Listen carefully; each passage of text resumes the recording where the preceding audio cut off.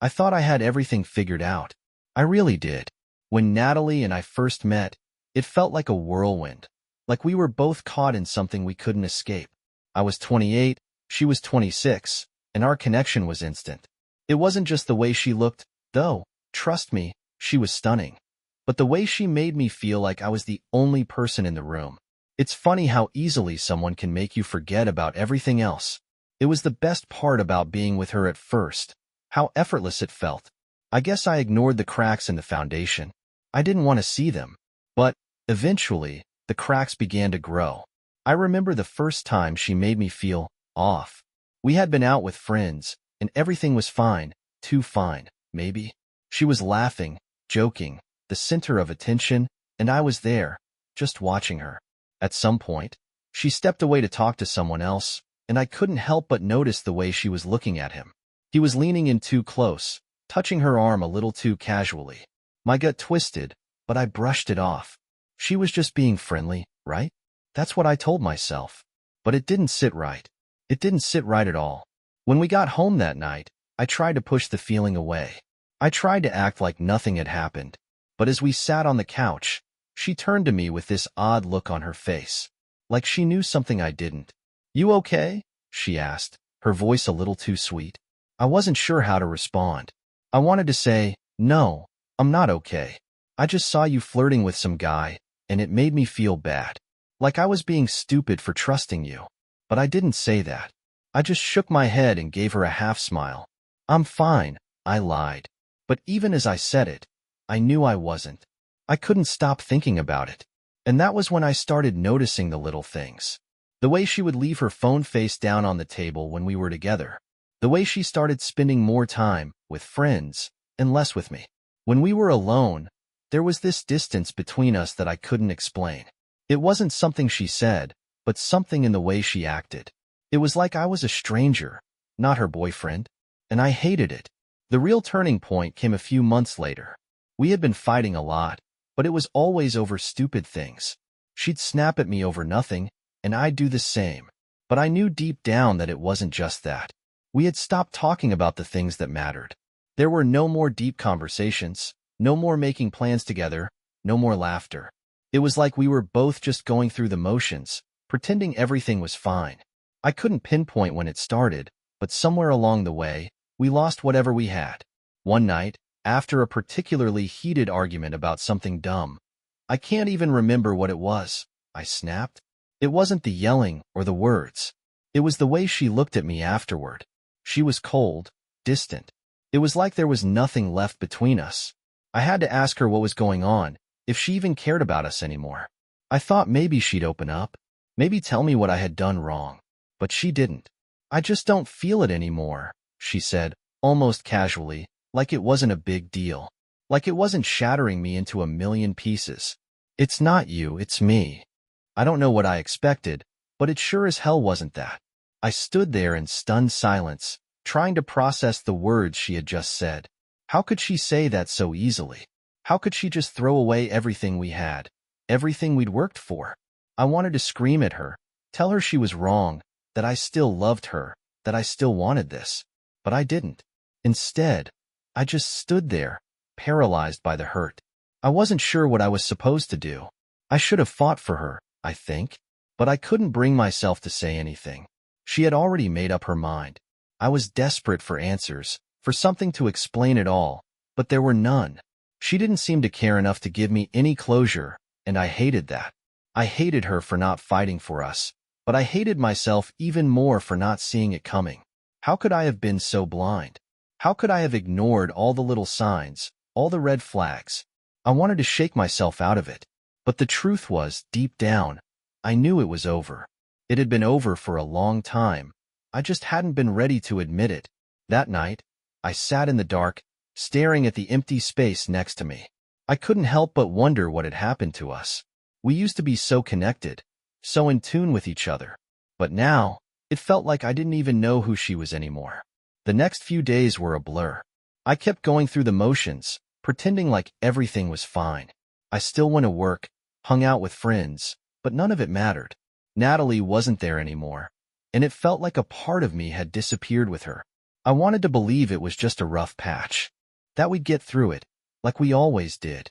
But the more I thought about it, the more I realized I was just holding on to something that didn't exist anymore. And that's when it hit me. This wasn't going to get better. It was over. I wasn't angry at her. Not really.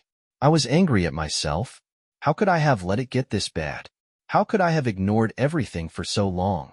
I had to face it, and facing it was harder than I ever imagined. I didn't know how to move on from this. We had built a life together, or at least I thought we had. Now, all of it seemed pointless. I couldn't help but feel like a fool, wondering how I had been so blind to everything falling apart around me. But one thing was clear. Things could never go back to the way they were. I wish I could say that after realizing things were over, I just picked up the pieces and moved on. But that would be a lie. It wasn't that simple, and honestly, I didn't want it to be. For days after that conversation, I replayed everything in my head, questioning where things had gone wrong, trying to make sense of it all. But the more I thought about it, the less sense it made. Nothing about our relationship felt clear anymore. The person I thought I knew, the woman I thought I was in love with, had vanished. What was left was this empty shell of someone who couldn't care less about me. And it hurt like hell. The first few days after we broke up, I tried to keep things as normal as possible. I kept myself busy with work and hanging out with friends. I didn't want to sit in the pain. I didn't want to feel how badly it had hurt when she told me she was done. I thought maybe I could fake it until I could make it. You know, just keep pushing through and hope it would get easier. But the more time passed, the harder it got. It wasn't just the fact that she wasn't around anymore. It was the way she wasn't around. How she ghosted me out of our shared life. She had this ability to make me feel like I was disposable, and that feeling lingered long after she was gone. But then something strange happened. About a week after we broke up, I got a message from her. It was so simple, just a text, no long explanation, no dramatic reentry. It said, "Can we talk?" I didn't know what to think. A part of me wanted to ignore it, to stay firm in my resolve that it was over. But there was another part of me, the part that had been so sure this was just a temporary bump in the road, the part that hadn't fully let go, that wanted to hear her out. I wasn't sure if I was ready to face her again, but curiosity got the best of me. What did she want? What could she possibly say after everything that had happened? We agreed to meet up the next day. I didn't know what to expect when I saw her. The thought of seeing her again stirred up this mix of feelings: anger, confusion, and some twisted part of me still longing for the woman who had once been my world. I met her at a coffee shop, the same place we had our first date. I didn't plan that, it just happened. It felt almost cruel, but there we were. She was sitting at a table near the window, her face a little more tired than I remembered. When she saw me, her expression softened for a moment, like she was remembering something good. Then it hardened again. "Hey," she said, her voice hesitant, almost unsure. It wasn't the same confident, self-assured Natalie I'd known. It was like she was looking at me for the first time, trying to figure out who I was. I couldn't help but wonder what she saw. Was I still the person she once loved? Or was I just another stranger to her now? "Hey," I replied, sitting across from her. The silence between us felt suffocating, like everything was about to spill over. I had so many questions, so many things I wanted to ask her, but the words wouldn't come out. Instead, I just stared at her, trying to read her face for some clue, some explanation for what had happened. "I've been thinking a lot about everything," she started, looking down at her coffee. I don't know. I don't know what I'm doing anymore." Her words hit me like a punch in the gut. I had been waiting for this, waiting for some explanation, some justification for the way she had treated me. But hearing her speak, hearing the uncertainty in her voice, it almost felt worse than the silence.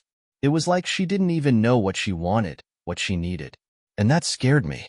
"You think?" I asked, trying to keep my voice calm. But even I could hear the frustration bubbling beneath the surface. "You think? You left, Natalie. You didn't even give me a chance to fight for us. You just walked away. And now you want to come back and talk like nothing happened?" I hated how angry I sounded, but I couldn't help it. I had bottled up so many feelings for so long, so many unanswered questions, and now they were pouring out all at once. She flinched, like my words had hit her harder than she expected. She didn't respond right away. Instead, she took a slow sip of her coffee, her fingers trembling slightly around the cup. I watched her, waiting for the apology, the explanation, but it never came. "I didn't mean to hurt you," she said quietly, still not meeting my eyes. I just couldn't keep pretending. I didn't know how to fix it, so I ran. I know that doesn't make sense, but it's the truth. I let out a breath I didn't realize I'd been holding. It was like I was hearing this from a completely different person. The Natalie I thought I knew would have been able to explain things better, would have been able to tell me what went wrong. This one, though, this one was broken. She wasn't the woman I had fallen for. She was someone else entirely, someone who had hurt me and couldn't even seem to understand why. "I don't get it," I said, finally. "You say you couldn't keep pretending, but we weren't pretending. We were real, at least I thought we were. And now I'm sitting here, listening to you say you ran, and it's like none of it mattered. None of us mattered." Her eyes flickered with something. Regret, maybe, or guilt. She looked away again, clearly struggling to put her thoughts together. I could see it now. She was trying to make sense of it all, just like I had been. But the difference was, she was the one who had walked away, and I was the one left behind, still holding on to the idea of what we had. "I'm sorry," she whispered, "but it didn't feel like enough. It never would. The damage had been done. The trust, the love, all of it had shattered when she left without a word." We sat in silence for a long time after that. She looked like she wanted to say something more, but I couldn't bring myself to listen. I couldn't keep pretending like we could just pick up where we left off. Whatever we had was gone. And I knew, deep down, I had to let go. I think we both need to move on," I said, my voice barely above a whisper. It hurt, but it was the only thing I could say. Her face twisted in a mix of sadness and understanding. She nodded slowly, like she already knew what was coming. "I know," she said softly. And just like that, we said goodbye. It wasn't dramatic, but it was final. The door closed behind her, and I didn't look back, because deep down, I knew that was it. And it was time for me to move on too. The days that followed were a blur. It's funny how fast life moves when you stop paying attention to it. I threw myself back into work, as if drowning in deadlines and meetings could wash away the mess that had been my relationship. I didn't talk to anyone about it, didn't want to hear anyone's advice or pity. I had told myself I was done, that I'd let go, but deep down, I knew that wasn't the truth. I was still holding on, just trying to survive until I could bury it all. But that wasn't how healing worked, was it? No matter how many hours I spent at the office, or how many times I hung out with friends, pretending like everything was fine, I couldn't escape the constant pull of her. It wasn't just the past either. It was the feeling of betrayal, the feeling that everything we'd built together had been reduced to a pile of rubble. And no matter how much I tried to ignore it, that wreckage stayed with me. Every now and then, something would remind me of her. A song that used to be our song. A place we'd gone to for a weekend getaway, even little things, like a sweater I'd forgotten at her place that I could never bring myself to retrieve. I kept telling myself I didn't need that stuff to move on, but the truth was, I couldn't stop missing her. I couldn't stop thinking about what went wrong. And it ate away at me in ways I couldn't explain to anyone. A few weeks after our coffee shop meeting, I bumped into someone who knew Natalie. It wasn't planned, and I wasn't ready for it. I had just stepped into the grocery store after a long day when I heard a familiar voice calling my name. I turned around, surprised to see Claire, an old friend of both mine and Natalie's. We hadn't seen each other since before the breakup, and I was honestly relieved that I hadn't crossed paths with her earlier. She gave me a tight smile, as if unsure of how to approach the situation. "Hey, how've you been?" she asked, her tone gentle but careful. I could see the pity in her eyes, and that was the last thing I wanted to deal with right now. "I'm fine, just keeping busy," I said, forcing a smile. "How about you?" She nodded, her expression softening. "I'm doing okay. I know things between you and Natalie didn't end well. She's been kind of distant lately. I think she's struggling. Just thought you should know." I felt a sharp pang in my chest. Struggling? After everything that happened, after everything she had put me through, I couldn't bring myself to care about her struggles. I'd been the one left broken, The one who had to pick up the pieces of a life I thought I was going to share with her. The audacity for her to be struggling now. But Claire's words lingered with me. Natalie struggling? Was that why she'd left? Was she really just running from her own demons? I didn't know what to make of it.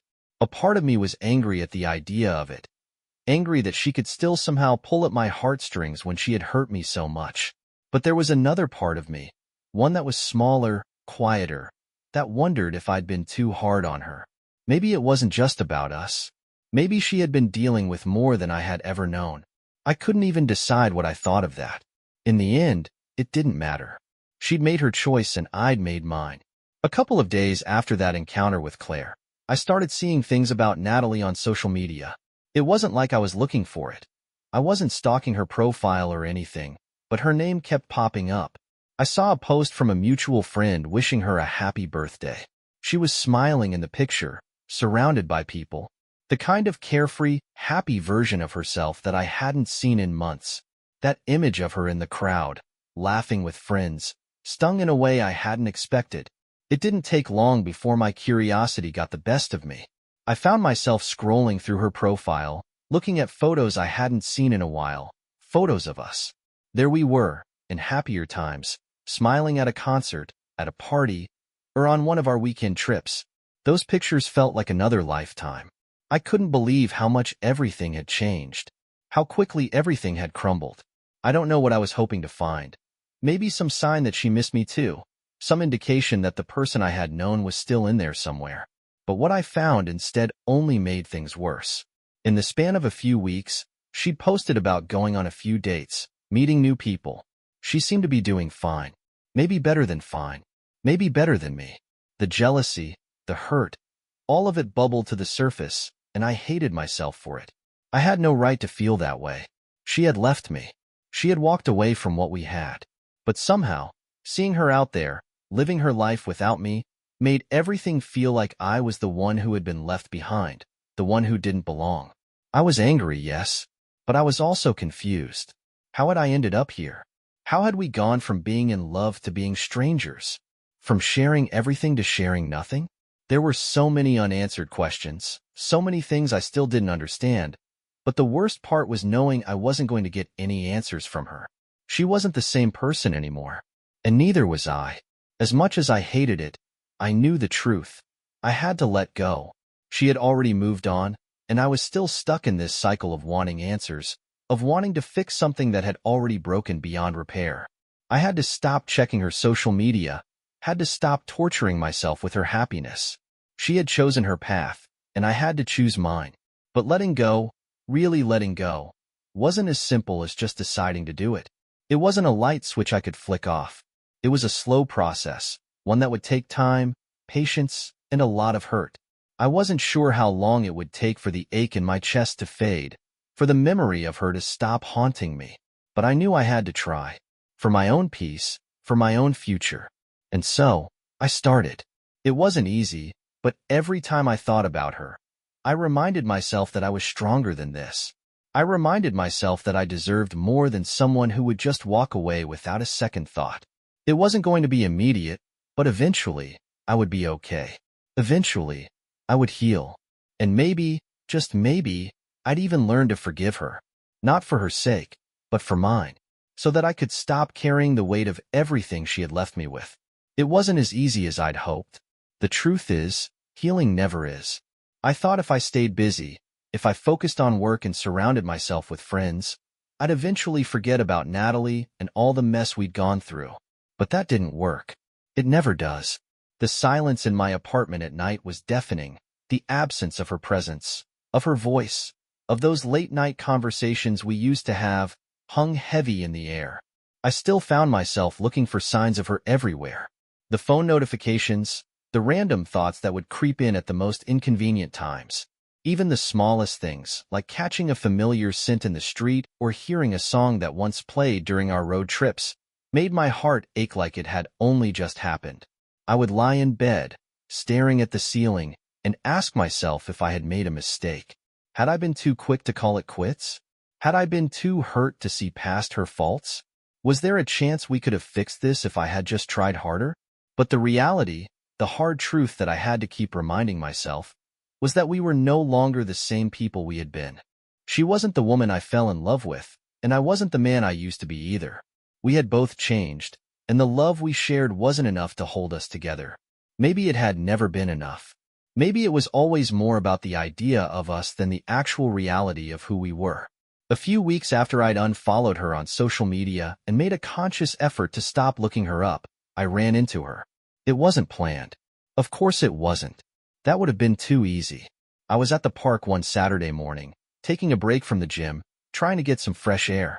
I wasn't even paying attention when I heard her laugh. It was so familiar, so warm, that it caught me off guard. I looked up, and there she was, standing with a group of friends. She hadn't noticed me yet.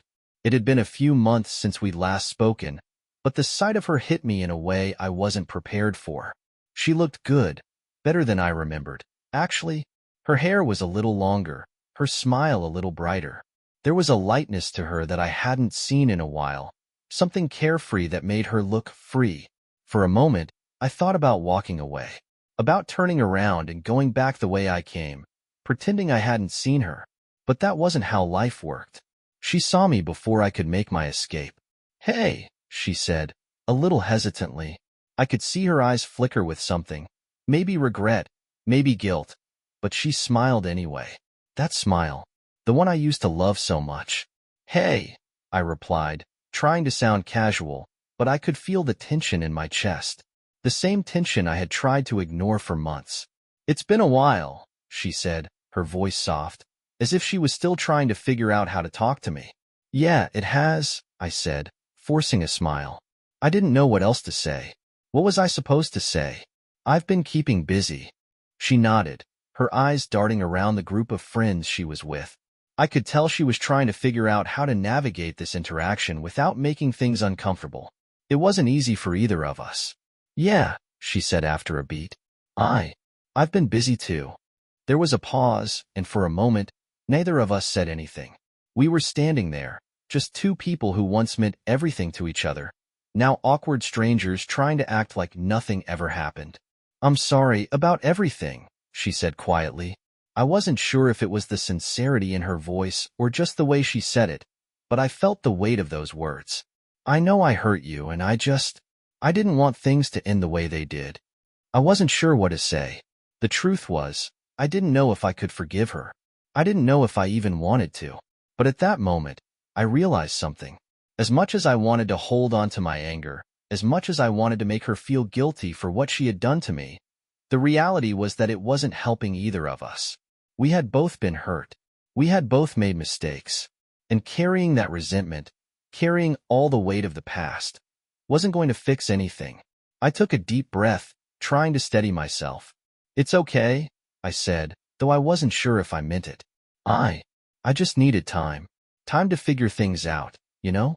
She nodded, her eyes searching mine as if she was looking for something, some kind of acknowledgement, but I didn't have it. Not yet. Not completely. "I understand," she said softly. "I know I messed up, and I don't expect things to go back to how they were. But I just wanted you to know I'm sorry." I didn't know what to say to that. The words, "I forgive you," were on the tip of my tongue, but they didn't feel right. They didn't feel earned. Instead, I just nodded, feeling the weight of everything we had been through pressing on me. It was strange, though, how much lighter I felt after this exchange. Like I had released some small piece of the burden I'd been carrying around. Maybe not all of it, but enough to start feeling like I could breathe again. "Well, I guess I should let you get back to your friends," I said, stepping back slightly. "Yeah, I should," she agreed. But there was something in her voice, a lingering uncertainty, like she wasn't quite ready to say goodbye. We stood there for a moment longer, unsure of how to end it. Then, without another word, she turned and walked back to her group, her friends already pulling her into conversation. I stood there for a while, watching her blend back into her world, and I felt the familiar ache in my chest. But it wasn't as sharp this time. It didn't feel like it was tearing me apart. It felt more like a soft sigh, something I could live with. And for the first time in months, I realized that I was okay. I was finally starting to let go. I spent the next few days processing that encounter. It wasn't a grand revelation or a life-changing moment, but it was something. In a way, it felt like the final chapter in a book I had kept rereading, not knowing how or when it would end. But it had. We had said our piece, and we had moved on, even if only for a moment. I threw myself back into my routine, mostly to keep my mind from wandering to places I didn't want it to go. Work, gym, catching up with old friends, anything to fill the space Natalie had once occupied. I didn't want to sit in my apartment and overthink every single detail of that brief interaction. It had been nice to see her again, but it was also a reminder of everything that had gone wrong. I wasn't sure if I was ready to deal with that. Maybe I never would be. Then, one Friday night, I got a message. It came out of nowhere, a sudden ping on my phone while I was sitting at the bar with a couple of friends. I didn't recognize the number at first, and for a split second, I wondered if it was spam or some kind of solicitation. But when I saw the name at the top of the screen, my stomach dropped. It was Natalie. I didn't even know how to react at first. My brain froze for a second, processing the fact that after all this time, she was reaching out again. I hadn't expected it. I thought that was it, that we were done for good. But here it was, a message that felt like an echo from a past I was trying to move beyond. The text was simple. Hey, can we talk? It's important. I stared at it for a while. Part of me wanted to ignore it, to just leave it unread. But another part of me, the part that hadn't quite let go, wondered what it was about. What was so important that she couldn't say it in person, that she couldn't bring it up when we ran into each other a few days ago? I couldn't ignore it. I needed answers, or at least some kind of closure. After all this time, I deserved that much. So, I typed back, "What's going on?" She responded almost immediately, "Can I call you?" It's easier to explain. A mix of nerves and curiosity twisted inside me. I wasn't sure if I was ready for whatever this conversation was going to be, but I wasn't going to back out now. I agreed. A few minutes later, my phone rang. I hesitated for a second before answering. It felt surreal, hearing her voice again after all this time. The familiar sound of her laugh, the way she said my name like it meant something. It all felt so nostalgic. "Hey," she said, her voice a little hesitant, like she wasn't sure how to start. "Hey," I replied, trying to keep my tone neutral. "What's going on? You said it was important."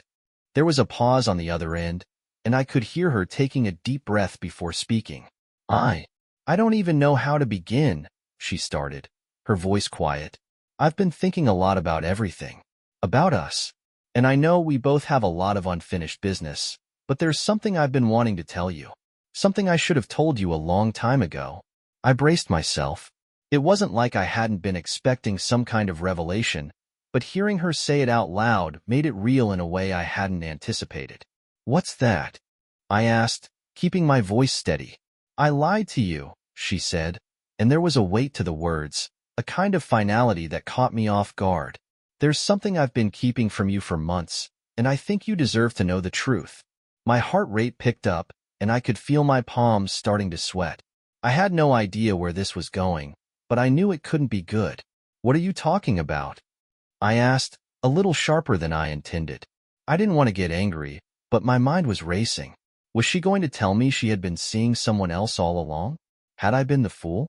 I wasn't completely honest about why we broke up, she said, her voice cracking slightly. There were things going on with me that I didn't want to admit, and I didn't know how to tell you.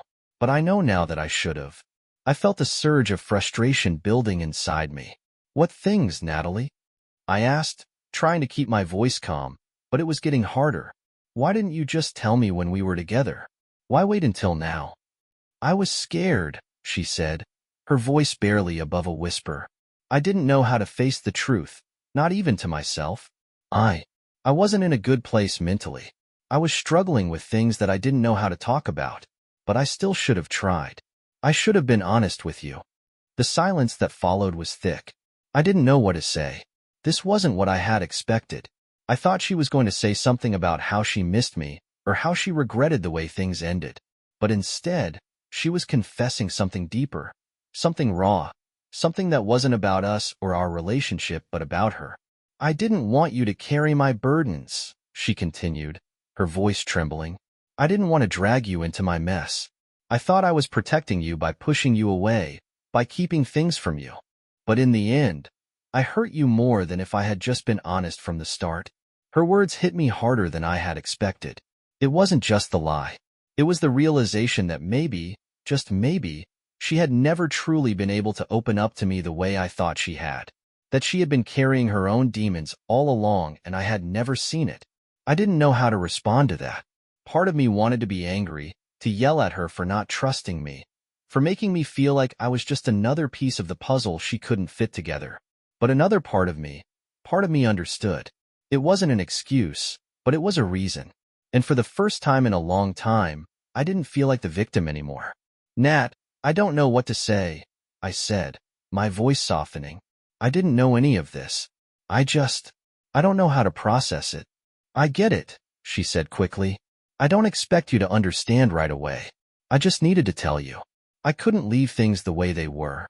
I sat there in silence for a while, the weight of her confession sinking in. Part of me wanted to ask for more details, to press her for answers to questions I had never thought to ask. But another part just wanted to let it go, to move on, to stop rehashing the past. I'm glad you told me, I said finally. But I think it's time for both of us to keep moving forward. I'm not sure what that looks like, but I think I'm starting to understand that we both need to heal. And maybe we can't do that by holding on to each other. There was a pause before she responded. Yeah, I think you're right. And with that, we both let go. We didn't say goodbye. It wasn't like that. But it felt like we had finally taken the last step. The conversation we both avoided for so long was over, and in a strange way, it felt like a weight had been lifted from my shoulders. I wasn't sure what the future held, whether I'd ever see Natalie again, or whether we would ever get the chance to be friends or anything more. But in that moment, I realized that it didn't matter. What mattered was that we had said the things we needed to say, and I could finally start looking forward. A few weeks passed, and life started to regain its rhythm. The weight I had been carrying around, whether from Natalie or from the unresolved parts of my own life, began to feel lighter. I stopped waiting for a phone call or a message that would reopen old wounds. It felt like I had finally closed that chapter, like I was stepping into a new space in my life where the past wasn't constantly looming over me.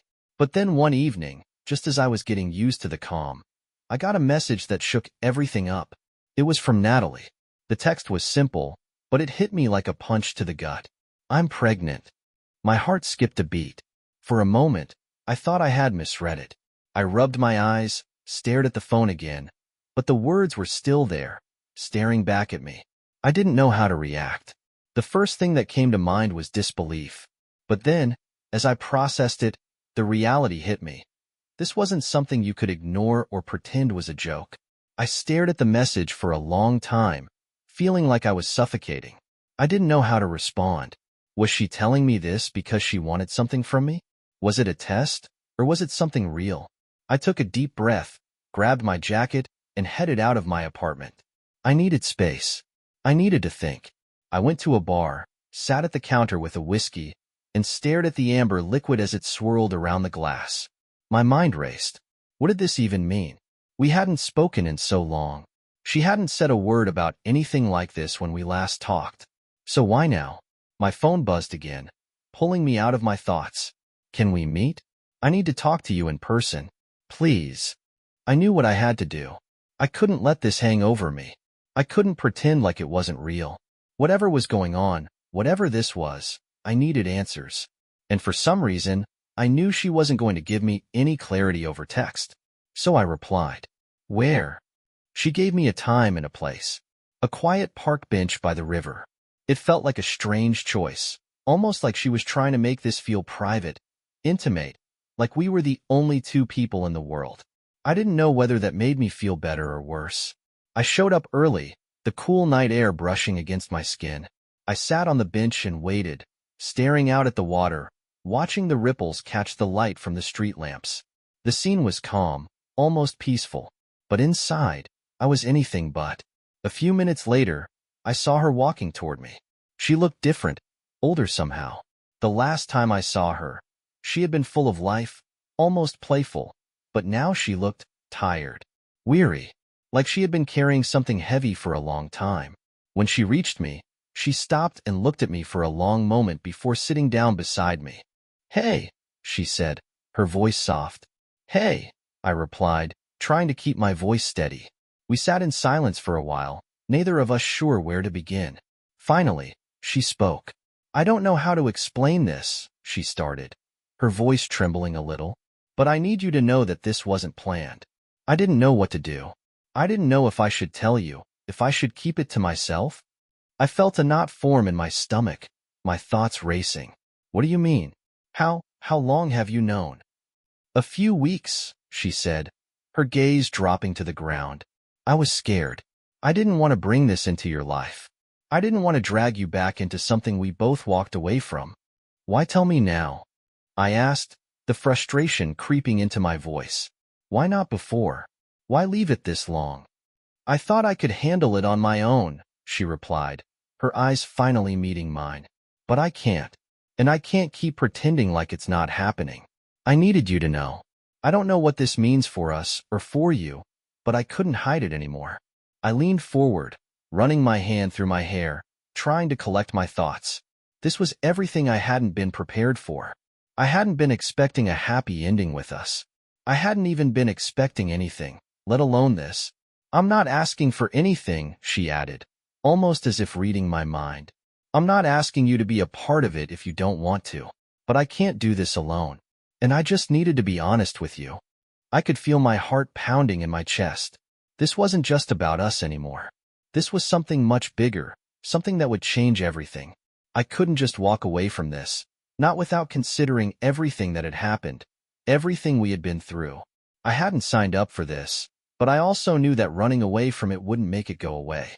I took a deep breath, feeling like the weight of 1,000 decisions was pressing down on me. "What do you want from me, Natalie?" "I don't know," she said quietly. "I just needed you to know. And whatever happens after that, it's up to you." The silence that followed felt endless. I wasn't sure what to say. I wasn't sure what I wanted. Part of me wanted to walk away, to pretend like none of this was happening, but another part of me, the part that still cared, the part that was still holding on to something, knew that I couldn't ignore it. "Let's take this one step at a time," I said finally, my voice calm, even though my heart was racing. "I'm not sure what this means yet, but I'm not going to leave you to handle it alone." Her eyes softened, and for the first time in a long time, I saw a glimmer of relief in her face. It wasn't a happy ending, and it wasn't a resolution, but it was something real, something that I could hold on to. I didn't know where this was going, or what would happen in the days and months to come. But I knew one thing for sure. This wasn't over. And maybe it didn't have to be. As she stood up to leave, she turned to me one last time. "Thank you," she said, her voice thick with emotion. I nodded, watching her walk away into the night, the weight of everything hanging between us. It wasn't perfect. It wasn't what I expected. But it was the beginning of something new. And for the first time in a long time, I was ready to face it.